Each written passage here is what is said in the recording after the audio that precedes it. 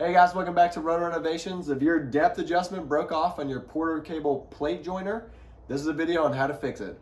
Here we go.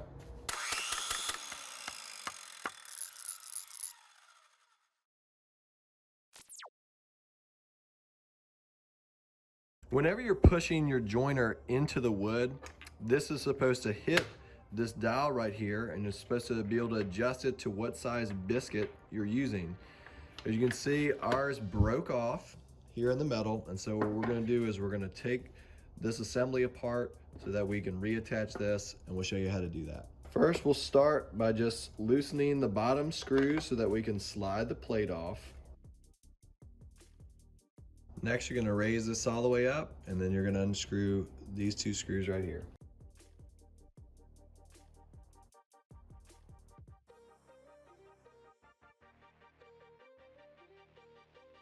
Next, we're going to remove the blade, and you'll hold the spindle lock button here so that the blade doesn't move. Now that you have the blade removed, we're going to take these two springs off. There's one on this side, and all you do is pull, and then it'll release this. And then we can remove these 4 screws to take this plate off, which we can use a vise or something to hold it while we fix it. We'll use a T20 star bit to get this out.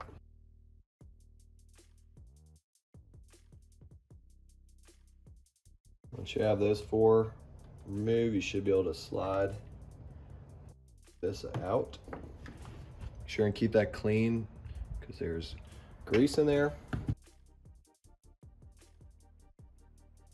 I'm drilling a hole straight down into the surface of the broken metal using a smaller drill bit than the one contained in my self-tapping drill bit. After drilling the hole, I used a permanent marker to coat the surface and then press the broken piece against it, so wherever there wasn't ink, that's where I needed to drill my adjoining hole in the other broken piece. Now I'm going to use this self-tapping and drilling kit to add some threads to the holes that I drilled in the stop and in the frame itself. The reason I used a smaller drill bit prior to using the drill bit in the kit was because if there were any irregularities in the angle of the 2 holes I drilled separately, the larger drill bit in the kit would straighten them out once I was able to drill through both of the holes at the same time. My tapping bit should have been used with a tapping wrench, but I didn't have one, so I placed the tapping bit in my drill and turned it by hand and used WD-40 to help lubricate the bit as I threaded the holes. The hole will start getting clogged with metal scraps as you thread the holes, so just back it out, clear out the scrap with lubricant or a twisted paper towel, and then go again until you make it all the way through.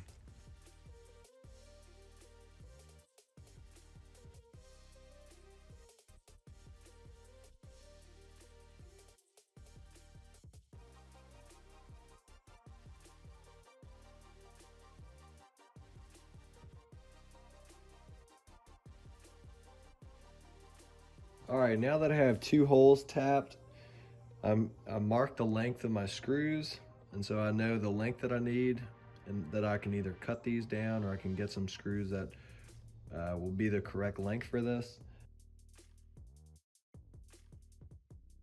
All right, now that we have our plate drilled and tapped, and as well as the piece that broke off, I'm going to mix together an epoxy, which is JB Weld.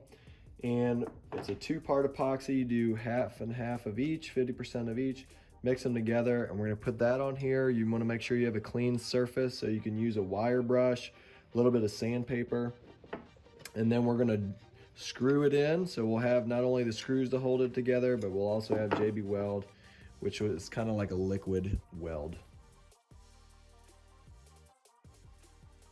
After prepping the surface with sandpaper and a wire brush, I mixed up the epoxy and applied it to both surfaces to join it together.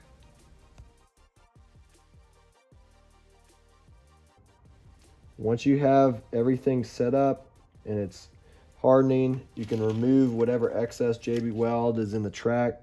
That way your tool's still going to be able to slide freely back and forth.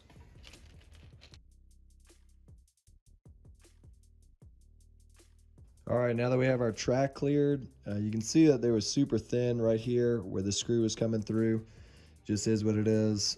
We cleared out the track where the epoxy was so that it can slide smoothly. We have the 2 screws fastening in the back, and then we have the JB Weld epoxy holding it together. So we're gonna let this dry for 24 hours and then we'll put it back together. All right, so we have our piece. We're gonna go ahead and bolt it back together.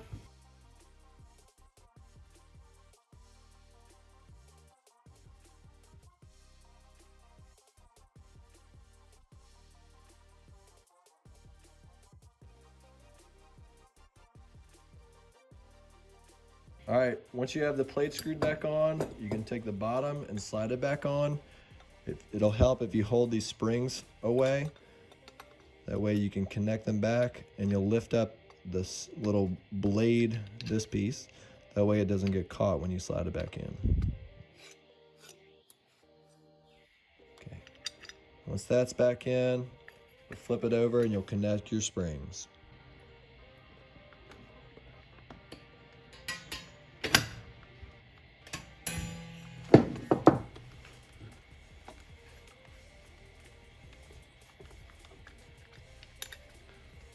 And this side's way easier because it's way more accessible. Then you'll reassemble your blade.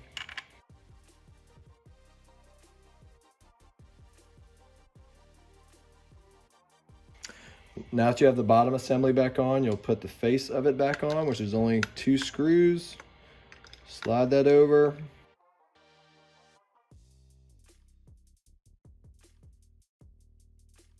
So I'm realizing now that I put this on backwards, so make sure that this is flush and doesn't have the other end sticking up, and then we'll put the base plate back on.